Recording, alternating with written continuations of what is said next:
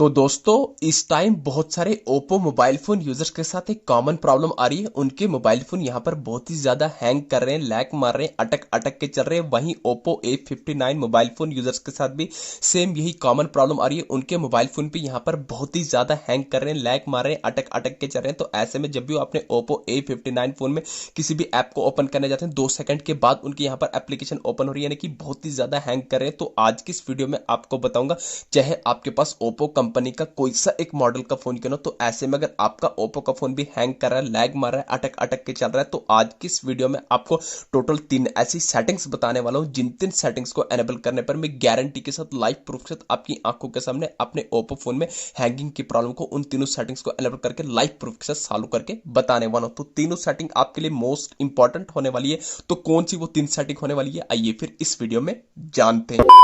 तो ये आ गया हम मोबाइल फोन की होम स्क्रीन पर। तो सबसे पहले आपको इस वीडियो को लाइक करके चैनल को सब्सक्राइब कर देना है, क्योंकि मोस्ट हेल्पफुल वीडियो होने वाली है आप सभी ओप्पो मोबाइल फोन यूजर्स के लिए। तो दोस्तों यहाँ पर सबसे पहले मैं आपको बता दूंगा, आपको अपने ओप्पो फोन में हैंगिंग की प्रॉब्लम को सॉल्व करने के लिए सबसे पहली सेटिंग करनी होगी। आपको अपने ओप्पो फोन में डुप्लीकेट एप्लीकेशन को, फालतू की एप्लीकेशन को, डेंजरस हार्मफुल एप्लीकेशन को डिलीट करके अनइंस्टॉल कर देना होगा। दोस्तों क्या होता है ना कि कभी कभी हम अपने ओप्पो फोन में प्ले स्टोर से थर्ड पार्टी एप्लीकेशन इंस्टॉल कर लेते हैं, कभी कोई थर्ड पार्टी कैमरा एप्लीकेशन, कभी कोई थर्ड पार्टी गेमिंग एप्लीकेशन, कभी कोई ऐसे एप्लीकेशन प्ले स्टोर से इंस्टॉल करते हैं, तो उनके थ्रू कभी कभी हमारे मोबाइल फोन में वायरस आ जाता है, जिसके चलते आपको अपने ओप्पो फोन में हैंगिंग की प्रॉब्लम देखने को मिल सकती है। तो पहली सेटिंग आपको ये करनी है, आपको अपने ओप्पो फोन में फालतू के एप्लीकेशन को डिलीट करके अनइंस्टॉल करना है। आपको अपने मोबाइल फोन में सिर्फ ओप्पो की ओरिजिनल एप्लीकेशन को रखना है। तो ये आ गई सेटिंग नंबर फर्स्ट। तो जैसे ही आप ये ओप्पो फोन में डुप्लीकेट एप्लीकेशन को डिलीट करेंगे, उसके बाद सेटिंग करनी है, आपको अपने ओप्पो फोन की होम स्क्रीन पर आने के बाद सेटिंग्स को ओपन करना है। तो जैसे ही आप सेटिंग्स को ओपन करेंगे, सेटिंग का कुछ ऐसा इंटरफेस निकल के आ जाएगा। तो दोस्तों यहाँ पर आपके सामने बहुत सारे फीचर आएंगे, वाईफाई का, मोबाइल नेटवर्क का, ब्लूटूथ का,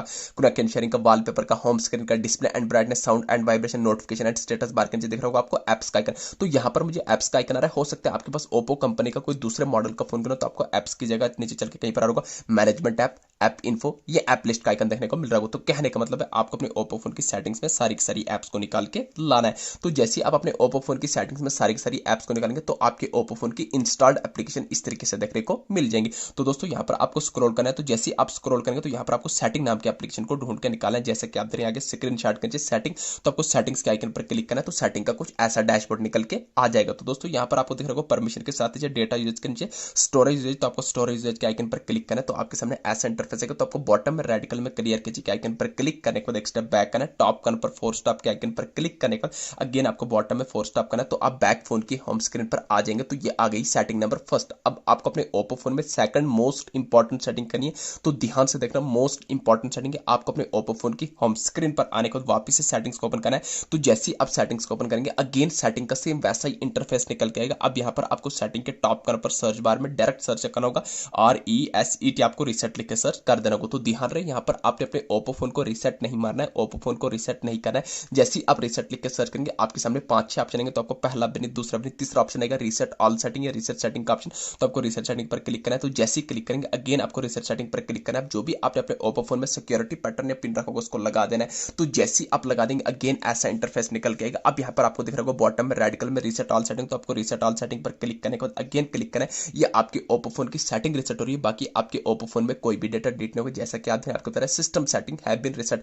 तो जैसे ही आपके ओप्पो फोन की सिस्टम सेटिंग रिसेट होगी, तो आपको बैक आ जाना फोन की होम स्क्रीन पर। तो ये आ गई सेटिंग नंबर सेकंड। अब आपको अपने ओप्पो फोन में लास्ट एंड फाइनल सेटिंग, सबसे इंपॉर्टेंट सेटिंग कौन सी ऐसी करनी है दोस्तों कि आपको क्या करना है, आपको अपने ओप्पो फोन में वापस से सेटिंग्स को ओपन करके स्क्रॉल करना है। बॉटम में आपके सामने 4 ऑप्शन होंगे, अबाउट डिवाइस का, यूजर एंड अकाउंट का, गूगल का, हेल्प एंड फीडबैक का। तो आपको अबाउट डिवाइस पर क्लिक करने के बाद स्क्रॉल करना है। यहाँ पर आपको एंड्रॉइड वर्जन पर चेक करना है। कुल मिला के आपको लास्ट सेटिंग ये चेक करनी है, कहीं आपको ओप्पो का फोन आपको अपडेट तो नहीं मांग रहा है। दोस्तों अगर आपको ओप्पो का फोन आपको अपडेट मांग रहा हो, तो लास्ट एंड फाइनल सेटिंग आपको यही करनी है, आपको अपने ओप्पो फोन को अपडेट कर लेना है। तो दोस्तों जैसे आप अपडेट कर लेंगे, अपडेट करने पर जैसे ही आप ये 3 सेटिंग अपने ओप्पो फोन में कर लेंगे, तो 100% की गारंटी दूंगा दोबारा लाइफ में कभी आपका ओप्पो का फोन जो यहाँ पर हैंगिंग की प्रॉब्लम देखने को नहीं मिलेगी। दोस्तों ये थी छोटी सी इन्फॉर्मेशन। वीडियो अच्छी लगी, चैनल को सब्सक्राइब करना ना भूलिए। Thank you.